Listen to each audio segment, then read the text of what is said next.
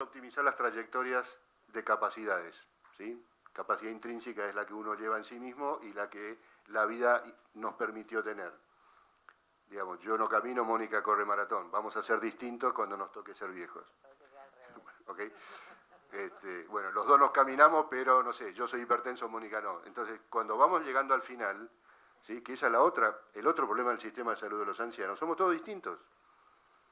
O sea, aunque uno sea hipertenso, ¿sí? Quizás yo soy hipertenso, pero como dice Mónica, camino un poco, corro un poco, el que está al lado no, tiene sobrepeso, o sea, empezamos, yo lo grafico como si fuera un florero, ¿no? O sea, si acá estamos a los 30, más o menos todos hacemos cosas parecidas o respondemos igual. Si acá estamos a los 50, ya la cosa no es tan parecida. Si cortamos arriba a los 80 o 90, la flor de este lado no es igual a la de este. Hicimos así. Eso es la trayectoria de vida y eso es lo que nos pasa a cada uno en nuestros hábitos, en nuestras enfermedades o no, en el azar también, porque por ahí a mí me choca el colectivo en la esquina y llego a la vejez de otra manera, etcétera, ¿se entiende? O sea, esa acumulación de hechos a favor o en contra, porque si yo como bárbaro, no fumo, corro maratón, es a favor, ¿sí? O si aprendo un idioma a partir de mis 55 años dentro de poco, bueno, quizás prevenga un poquito o retrase la aparición de un déficit cognitivo. O sea, no es que todos son malas noticias, pero lo que haga cada uno de nosotros va a asignar qué tipo de viejo vamos a ser. Ahora, el sistema de salud tiene que estar preparado para todos. O sea, fíjense lo complejo de todo esto, ¿sí? Bien, entonces, ajustamos el sistema, vamos a una orientación más centrada en la persona o en sus necesidades, ¿sí? Intervenciones adaptadas a estas mismas y a sus capacidades o discapacidades, con un objetivo de optimizar esta trayectoria de vida, y eso es la prevención. Si los médicos no le dicen a las personas jóvenes, ¿sí? Los que les esperan, ningún joven quiere escuchar que va a ser viejo, entonces ¿para qué hoy voy a trabajar para ser un buen viejo, digamos, un buen viejo físicamente, ¿sí? Pero tenemos que empezar a decirlo. O sea, igual hay tiempo hasta los 45 o 55 años, que es lo que hasta ahora sabemos que a partir de ese momento, si cambiamos nuestros hábitos de vida, podemos llegar a cambiar la curva de cómo nos va a ir.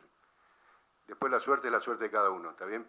Pero si más o menos hacemos las cosas bien, desde los 30, 40 años en adelante, que es cuando el cuerpo empieza a generar cambios que después nos llevan al envejecimiento, nos va a ir mucho mejor porcentualmente hablando al menos. Y si uno lo mira desde un sistema de salud o del Estado en una población, si a más personas le van mejor, ¿sí? Más adecuado va a ser el sistema de salud en garantizar la calidad de vida de esas personas o de atenderlas, porque va a haber más recursos para repartir.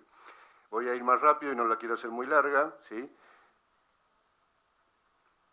Perdón, la anterior le quería mostrar. Esto parece un poco complejo, pero lo único que quiero que miren es que nuestros objetivos son mantener la capacidad alta de las personas el mayor tiempo que se pueda. Capacidad alta significa que también va a generarnos autonomía, porque autonomía además de la toma de que seamos, digamos, podamos decidir sobre nosotros mismos y nuestras vidas, además si yo quiero ir a la vereda enfrente porque está la señora o el señor que me gusta, puedo hacerlo. Eso también es autonomía, ¿está bien? Autonomía fáctica, ¿sí? Porque nuestro cuerpo nos lo permite o desde donde lo pensemos. Pero inevitablemente vamos a tener personas que van a deteriorar sus capacidades o van a perderla considerablemente. Entonces, este es un modelo que promueve la Organización Mundial de la Salud y que nos da, digamos, algunas estrategias de qué podemos hacer en estas etapas de la vida. Entonces, adaptar los sistemas de salud, crear sistemas de cuidados a largo plazo, como dijo Mónica, crear entornos adaptados a las personas mayores. La gran mayoría vive en la comunidad o en sus casas. Entonces, hay que cuidar esos entornos también para que ocurran menos accidentes, para que haya más seguridad, digamos, para que no genere enclaustramiento porque tenemos miedo a salir, porque no tengo luz, etcétera. O sea, todo tiene que ver con todo, ¿sí? Y hace a la calidad de vida en ese momento de mayor vulnerabilidad. Y finalmente, mejorar la medición, el monitoreo para entender. El otro problema que tenemos es que medimos poco. La Argentina es uno de los pocos países que tiene tanta data.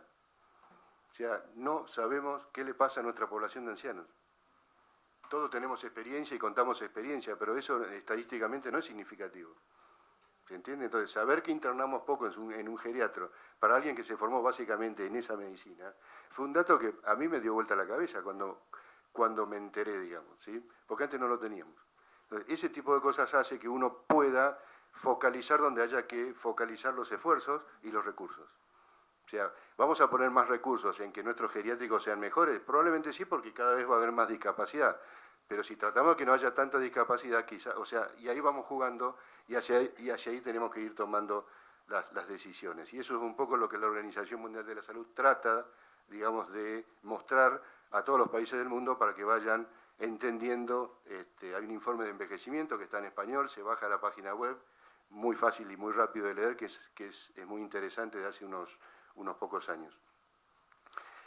Dos, tres palabras de lo que significa fragilidad, ya algo Mónica dijo. Fragilidad es un concepto, digamos, estrictamente geriátrico o de los adultos mayores, y tiene que ver con una condición de vulnerabilidad, no con una enfermedad. O sea, puede ser que alguno de nosotros en esta sala en este momento sea frágil y no lo sepa. Está acá, vino hasta acá, etc.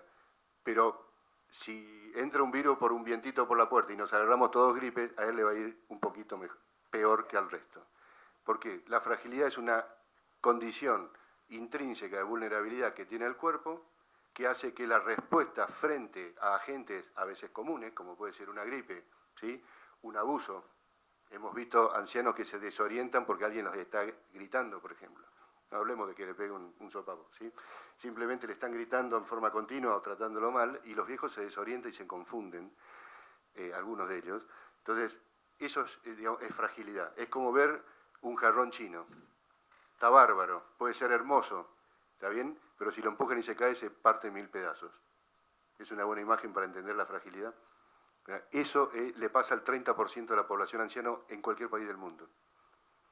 Y la fragilidad tiene por sí misma, más allá de cuál sea el evento, un 30% de mortalidad. ¿Cómo se evita la fragilidad? Haciendo estas cosas que yo decía antes.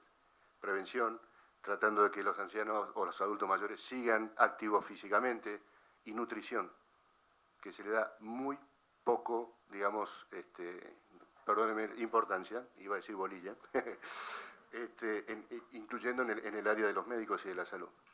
¿Sí? Hay un 8% de los adultos mayores de la población general con malnutrición. Malnutrición, a veces uno lo ve gordito, eso no quiere decir que estén bien, porque puede ser que no tenga proteína y por lo tanto sus músculos van a estar muy mal. ¿Se entiende? Entonces, 8% es un número enorme. Multipliquen por 5,5 millones. Es un número enorme en nuestro país. ¿Okay? Entonces, hay ciertos conceptos, como ven ahí en el cuadro, nutrición, la parte social, fundamental. No se puede diseñar un sistema de salud para ancianos que no tenga soporte social adecuado. Es fundamental. ¿Sí? La salud de los ancianos, digamos, física, es una parte de la historia.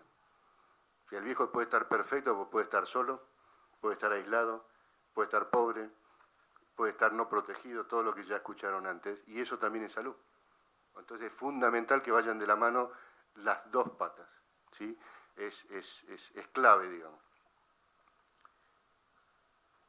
Debería ir terminando, ¿no? Tengo algunas cosas más, esto lo vamos a pasar. Esto es un poco lo mismo del mismo informe de la salud, digamos, pero dependiendo de donde uno tenga su población va a ser la estrategia y las respuestas eventuales que podemos dar.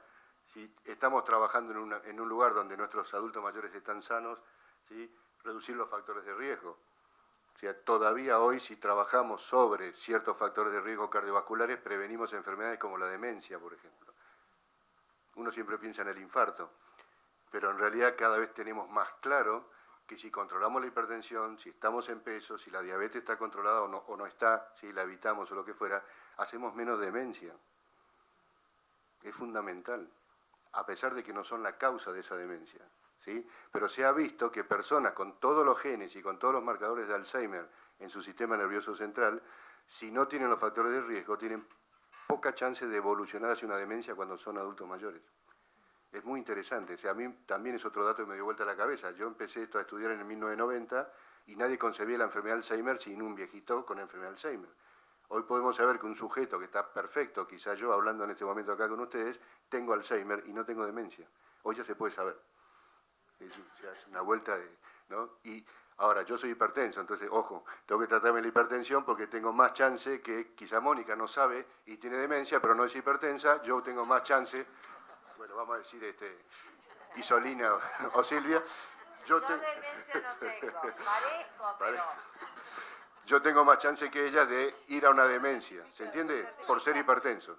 ¿Sí? Entonces, Nosotros bueno, sacamos. entonces, Eso cambia el paradigma, porque de vuelta volvemos a las bases, o sea, tomar la presión es el acto médico más rápido y más barato que existe en una consulta. Es más, lo hace una enfermera, no es necesario un gran profesor, ¿ok? Y sin embargo no lo hacemos, Entonces, todavía hay casi, de acuerdo al último trabajo argentino epidemiológico que se hizo en hipertensión, 15% de hipertensos que no lo saben, porque no llegaron al sistema de salud, nadie le tomó la presión, ¿sí? Bueno, no nos vayamos de tema. Pero entonces, para cada periodo, más o menos tenemos qué respuesta vamos a dar. Si estamos en el momento de fragilización, cayéndonos a la discapacidad, implementar programas para evitarlo o para tratar de sostener en etapas tempranas de esa fragilización. Y si ya llegamos a la discapacidad, bueno, obviamente, digamos, tener intervenciones con instituciones adecuadas. Porque el gran problema que tenemos hoy es que la rehabilitación se concibe como si fuera un evento mayor por un accidente cerebrovascular o lo que fuera, pero tenemos masas de personas mayores que no caminan rápido y no levantan los pies del piso porque no tienen músculo y que no estamos rehabilitando. Y esos son los que se caen, se fracturan y impactan el sistema de salud y aumentan el costo. ¿Ok? Bueno, vamos a aplicar, hay algunas estrategias, yo digamos, voy a tratar de ir, por ejemplo, en servicios de urgencia, las famosas guardias. ¿Sí? Yo a veces hago un juego con algunos profesionales y les presento casos clínicos de viejos y es llamativo ver cómo todo lo que me contesta tienen que ver con el librito de medicina que fue escrito en personas de 20 años. No es culpa de ellos, ¿no? Obviamente. Pero es lo que ocurre, ¿sí? Entonces, establecer circuitos de asistencia especializada, el medio ambiente de las guardias. Yo me acuerdo mi profesor, que también fue profesor de Mónica, que tuvo un evento médico y pasó varias horas en una guardia de un hospital y me decía, yo veía dos piecitos así, a través de una cortina y de alguien que gritaba al lado mío durante 6 horas. Bueno, ok, son situaciones que lamentablemente es nuestra realidad, pero que hacen un entorno amigable o no amigable con personas que están en su máximo grado quizás de vulnerabilidad en ese momento, jóvenes y viejos, ok, indistintamente, ¿sí? Modelo único